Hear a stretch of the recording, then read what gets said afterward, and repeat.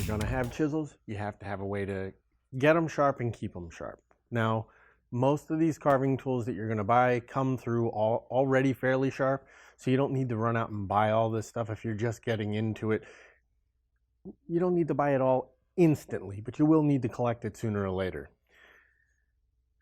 I have just a regular sharpening stone here, which if you're sharpening your bench chisels, you've probably already got that for honing them up anyway. And you're going to have to learn how to freehand hone. That's all there is to it. Carving tools don't really lend themselves too well to honing jigs. So for a brand new tool, you're probably not even going to have to go to the stone. The only time I ever go to a stone, or these next ones here are called slips, is if I have actually nicked or chipped the edge of the tool. But in order to do this, you're going to need to work that gouge back and forth across along that bevel to knock down any spots that have become dull.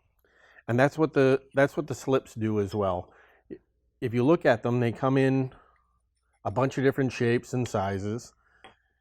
This is just a standard set of hard Arkansas stones that I've got. I use them with water. You can use them with oil, but once you've used them with oil, you can't go back to water.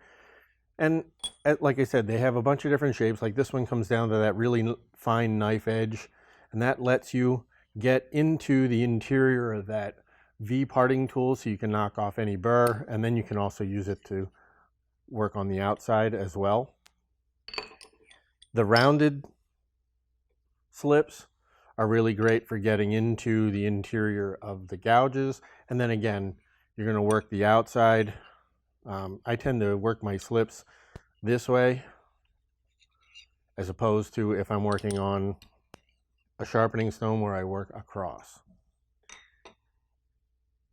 Again, these are the drastic tools. In fact, these are to the point where chances are you're not going to need these things for quite a while if you're just getting started carving. What you're really going to need more than anything is a strop, which is no more than a piece of leather. I have it mounted to a board here. You don't have to have anything as fancy as this. And it's fairly easy. We just take a little bit of jeweler's rouge, rub it on the top of that thing. This is the green.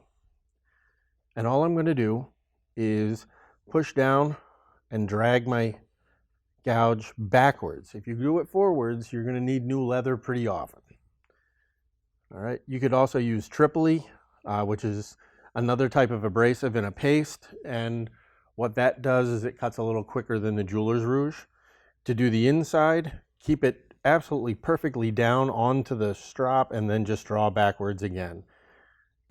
And what you're doing when you're keeping that down tight like that is you're just knocking off any small burr that may have been raised from doing the backside. And that's really all we're working with here is no matter which way you're going, whether it's on the bevel side or that flat side, you're just trying to push that burr back and forth until it's gone.